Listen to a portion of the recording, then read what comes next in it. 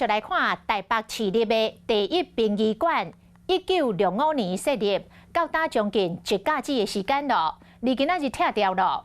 台北市长周万安讲，刷落来这块地会成做停车场甲绿地。若附近的店家所烦恼的是，这个殡仪馆拆掉了后，恐惊厝头家会来起厝租。北市第一殡仪馆圆满落幕。施工人员同齐将经形体的牌子拆落来，代表自民国54年启用以来，因为要60年的台北第一殡仪馆收起来。拆掉的工程这一天，台北市长周万安嘛参加发会，讲到抗地未来规划。短期，我们一滨这块地，我们会先做停车场以及绿地使用；中长期，我们会做整体台北市长远发展整体的评估。对长期按算起这病院，当照社福机构或者是商业使用，市府还阁继续讨论。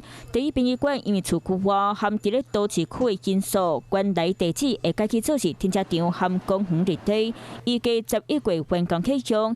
来看地图，一边6000多平土地，其中超4000平是持有地，另外2000平是未有地含国有地。位置就伫咧新田区含1分站附近，伫咧北市闹热的所在，地理位置是真便利，冒真大棚商机。不过有声音认为应该将做公共使用，地方的想法是拢无共款。住宅啦。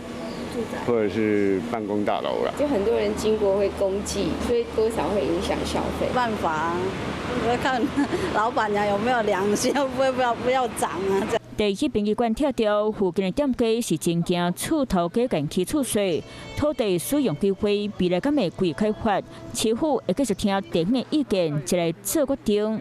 Hello， 我是林明瑞。想要抢先掌握最及时的新闻资讯吗？赶快订阅、按赞、开启小铃铛，锁定我们华视新闻的 YouTube 频道。